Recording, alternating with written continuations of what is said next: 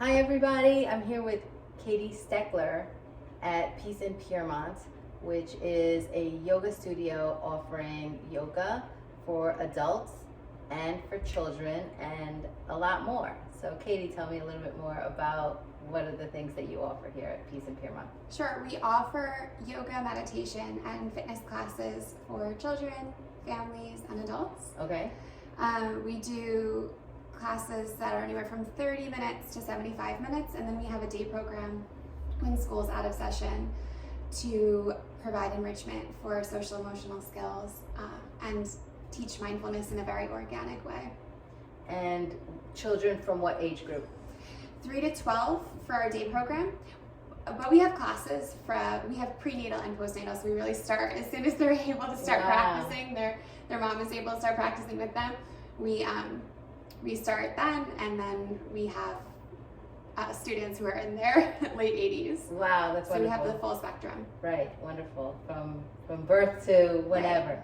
If you can breathe, if you can breathe, you can practice. I love that. Yeah.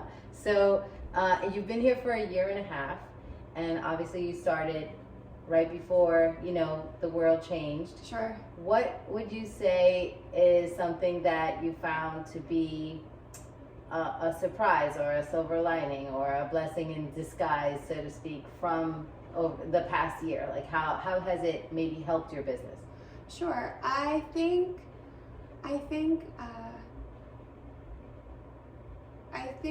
our need to become a more mindful civilization has just been exacerbated in this last year. It's very in our face how overwhelmed most of us are, how stressed most of us are pre-pandemic, and then this really just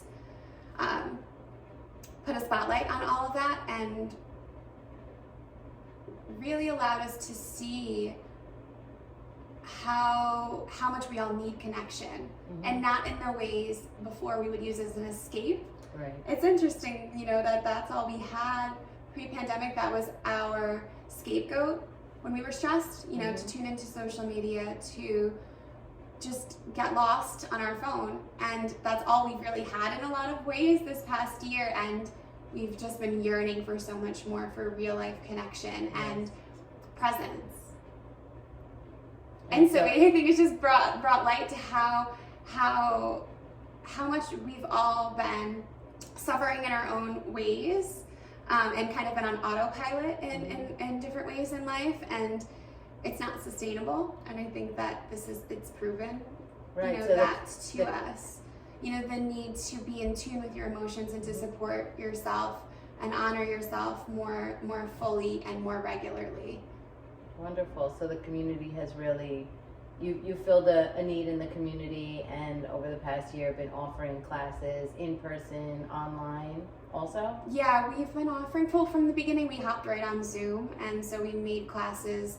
Most of our classes were free for a long time in the beginning of the pandemic, just because so many people needed something, and so we started doing weekly classes for the local school district and anyone else who wanted to join. We've throughout the pandemic had the promo code available for just anyone, no questions asked, because I think self-care needs to be accessible to everyone. Right. We offered classes in the park as soon as we got clearance to last year, and that was a bright light of the pandemic for us, is being able to practice by the beautiful Hudson River and by our community garden.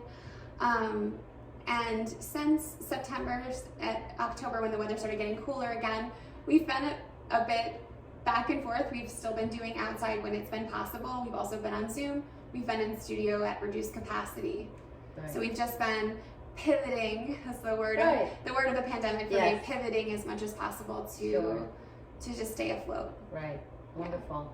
And is there anything that you have coming up for children or for adults that you wanted to let anyone know about? Yeah, so our day program is something I'm really passionate and enthusiastic about. I used to be a special ed teacher, and I saw the need. Regardless, I worked in private settings and public settings, and I just saw such a need to teach children at a young age about breathing, about their emotions, how to articulate, how to move heavy emotions through their body, and use it as a platform to connect with other people. I think most of us were taught as children, as teenagers, young adults, to suppress, Yes. toughen up, Right. stop crying. But there's so much power to being vulnerable and sharing how you feel and using it as a way to connect and understand and empathize with people, with humanity. Yes.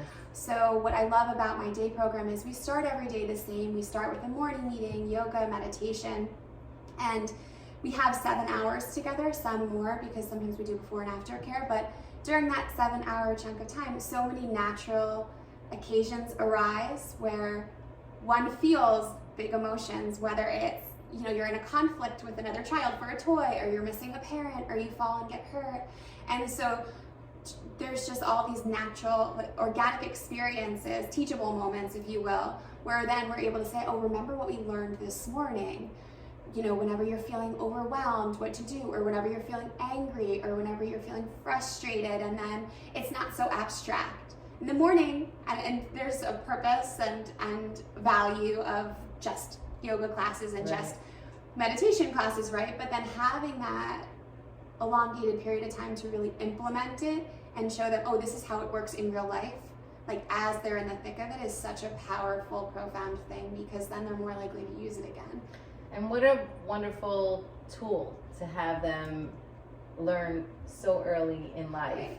Because I came to yoga as an older adult and found it, I guess, when I needed it. Sure. And have developed a lot of personal growth through it. So I can't imagine what my life may have looked like if I had those tools earlier. Right, and I went through something similar. I went through a lot as a child, and I had a lot of workaholic tendencies, overachieving tendencies at a young age. I was on the captain of this, I was the president of that, and it served a purpose. It was a coping mechanism that served me for a long time. Then it caught up to me about 5 or 6 years ago, and my life was not sustainable. I was just working 7 days a week, 80 hours a week, and I had the American dream, if you will. Right. I had the house, I had my dream wedding, I had everything I thought I wanted, and I was so poor. Like, it was the biggest dichotomy I had been in, because I was so materially rich, but so spiritually and emotionally bankrupt. And so that was when I started to sit with my thoughts and look in the mirror and my priorities. And for the longest time, I avoided yoga because I'm like, this is the biggest waste of time. I'm not sweating, I'm not moving enough, like, what is this? And in my head, I would be like, okay, well, I'm stuck here with my friend at this class, so I'm just gonna plan the rest of my week in my head. And I would totally just escape in that way. Constantly, that was how I used my time. Like, this isn't constructive, but I've learned, and I'm still learning the value of being with your thoughts, of silencing or working toward that, your mind, right? And yeah, so it took me so long to get here.